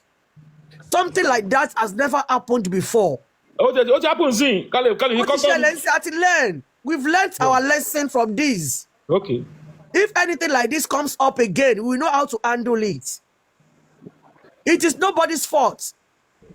We were thinking Mr. Loba was looking for true justice for his son. That was the reason why many of us fell into that trap. Bó ti sọ ẹ́ tẹ́lẹ̀, ó ní gbogbo àwọn tó bá ìbá jẹ́ ìyá òun kan mú gbà tó padà dé ọmọ pòwe fún òwe ló pa. Mr. Eric, ṣé ẹ mọ̀ pé Ọlọ́run ló wà lórí iṣẹ́ ni? Ọlọ́run fẹ́ jẹ́ ká mọ orí èèyàn tí orí kọ̀ọ̀kan wá jẹ́, ká mọ orí èèyàn tá a jẹ́. Báwo ni Tẹ́ni Ọmọlógo ṣe jẹ́? Ṣé ó wá síta láti wá tọ̀ wá ni? Báwo ni Adéníkẹ́ ṣe jẹ́? Báwo ni Latisne ṣe jẹ́? Ṣé rí gbogbo kíní ìyá ti fi learn? Oníkálukú ti mọra wa. Nàìjíríà tẹ́lẹ̀ ẹ̀ mọ̀ pé Nàìjíríà kí n láròjinlẹ̀ emotions máa ń gbé wa wọ̀. Bọ́ ọ̀rọ̀ Mohbad ti jẹ́ kí everybody. Especially àwa Yorùbá. Ọ̀rọ̀ Mohbad ti jẹ́ ká gbọ́n ju ti tẹ́lẹ̀ lọ. We've learnt our lesson. Ẹ wo gbogbo àwọn tó ti castigate mi, tó ti bú mi, tó ti ṣe gbogbo ẹ̀. Everybody ti wá bẹ̀ mí sí náà, they bínú sí anybody because they didn't know anything then. Mọ̀mí Adéníkẹ́. The thing is this. This case is a case study that everybody, you and I, we have one lesson to learn from it. Yeah, exactly. And either you are honest or you are dishonest. Mm-hmm. One of us, everybody, have one or two to learn. And it's also an eye-opener. All of us. Irú ẹ̀ ò lè ṣẹlẹ̀ mọ́. Ṣẹ́rí nǹkan tó ṣẹlẹ̀ yìí, irú ẹ̀ kò lè ṣẹlẹ̀ mọ́. It's possible. But another thing we all need to understand and believe now that right from the beginning, Joseph Aloba was a fraud, was a scam. Mm-hmm. Everything he did from the beginning, the day he died, how he was buried, all his utterances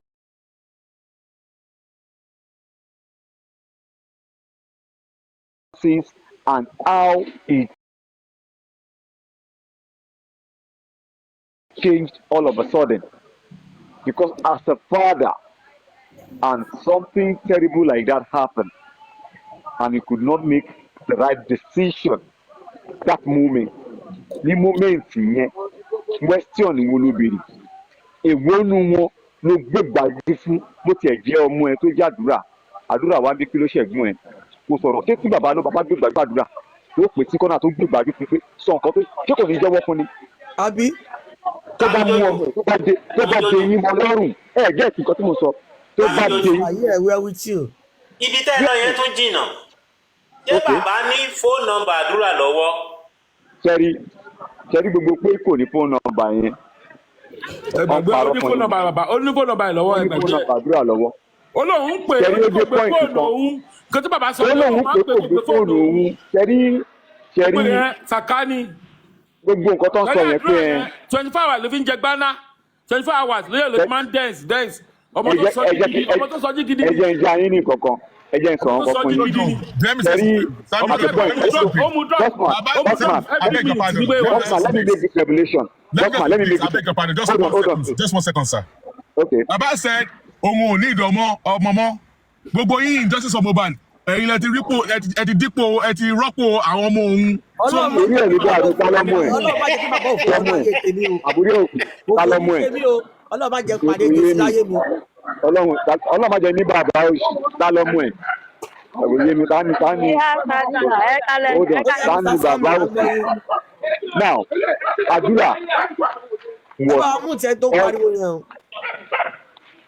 Adura was always on drugs. And even when Mohbad aspired, he continued that life. And àwọn tó wà around there, tó surround there, wọ́n ti rí witness ẹ̀. Ẹ mọ̀ pé you see when you are an addict that you are too much into drugs. Àwọn tó wà lẹ́gbẹ̀ẹ́ tó ti rí pé wọ́n fẹ́ jẹ́ kó sọ̀rọ̀. They will supply you. They will supply you with what you need. And steadily, Adura was being supplied. It was always high till date. Sense of reasoning, what is that? Sense of reasoning. Because he wanted to speak the truth out. He wanted to let it out, but they won't allow him. Yami, Adura never wanted to speak the truth. Oh, what you got? Cherry, lójú ti tèmi ni o. Alo fẹ́ sọ̀rọ̀. It's not comfortable. Kọ́ṣe ń sọ fún wa pé ó fẹ́ sọ̀rọ̀. At a point, I believe he wanted to talk. But another point, I believe he never wanted to talk. Because but go and rewatch the show, that Yomi Fabi did. See how White wa. Read and countenance on that video. I know I understand his countenance. But even before Mohbad died, go and look at how Adura tó ṣe máa ń ṣe even gbà tí mò ń wà láyé. Ṣé o. Baba waste his palm, ìyá fòbòjú náà. Ẹ kàn bá yé àwọn ọmọlọ́mọ jẹ́ ẹ bá ti fi wọ́n sílẹ̀ ibi tó wà náà. He has a black blood towards his brother. He has a black blood towards him. Because he keeping quiet, no matter what they might have promised you. No matter what they might have promised you. He truly, he loves his brother. He will do something. And one thing is this, he will demand what happened to his brother. If only they were raised in love. I mean with love then. Upbringing matters. Yeah, upbringing matters. But common sense not to matter. Experience is the best teacher. Upbringing matter. Yeah, I understand upbringing matter. Just because you are more young, Baba doesn't mean people you love around. No, you understand. But àwọn ìyá tó máa lọ ń ta ọmọ wọn fáwọn tó ṣìṣògbówó Nàìjíríà yìí kí lọ rògbò yóò fà wọn ò ní feelings fún ọmọ yẹn nínú àwọn tó bá ní feelings fún ọmọ tẹ́ ẹ̀ bá ró jẹjẹjẹ bá mú gàrí ni. Ìyá mi, aside upbringing, common sense also matters a lot. And when you learn to love yourself, you will learn to love people around you. Of course. So you will learn to love many people don't even understand this life. They believe we are just here to come and lap people and just be more. They don't understand a lot life. don't understand. And now, why I keep calling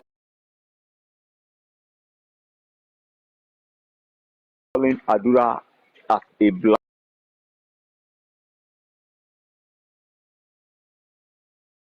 blood is because this guy, I think part of him never loved his brother, and part of him always wished it was at the position to be like his brother. Where the brother was.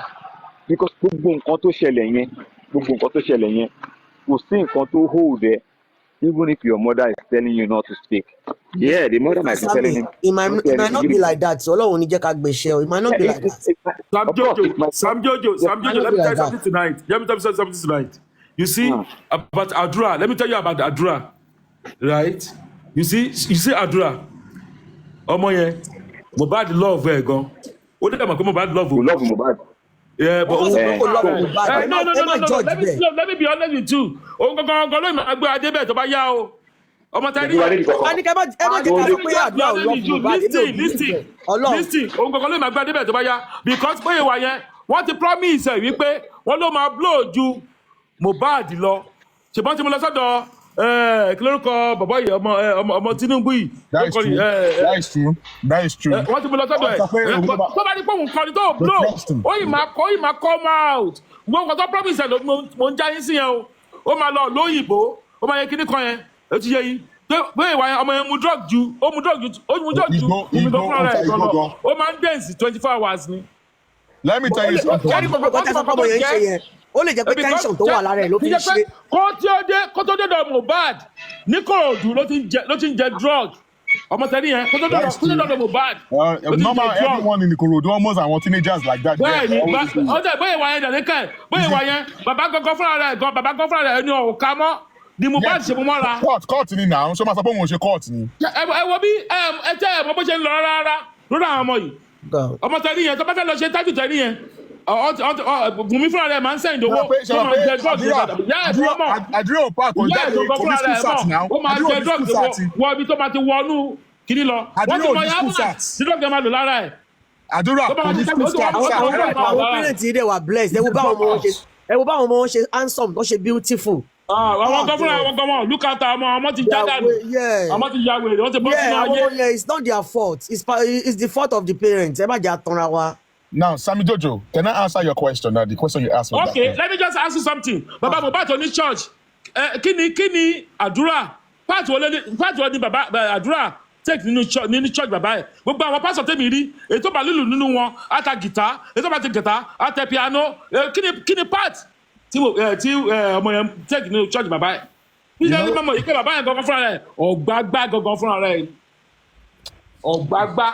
Anyway, you're right on that part, but I want there are a lot of pastors, our big pastors in this world that even despite my they are very holy and all holy than thou and all than thou.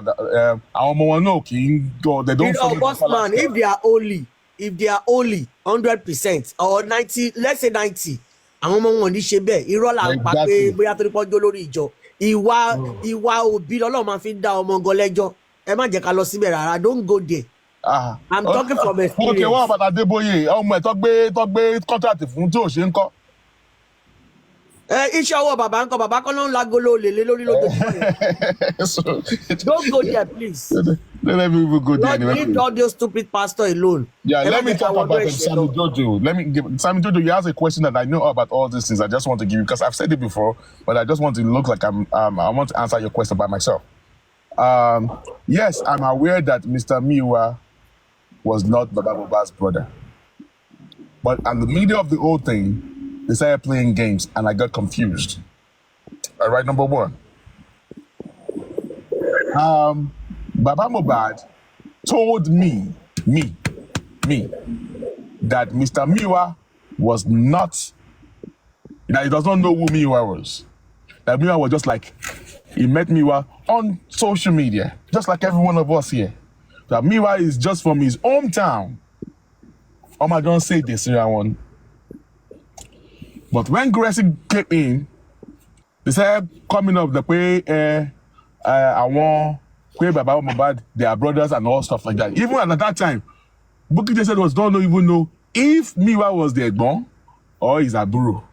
Baba Mohbad does not know if Miwa is the Egbon or Aburo. Now, I was in touch with Baba Mohbad's elder sister, the prophetess. All right? And at that time, when they were coming up with the story, Mr. Miwa is a family of Baba Mohbad and all stuff like that, me, Ryan Whisper, we were arguing. We did not have real facts. So even when we went to Mama,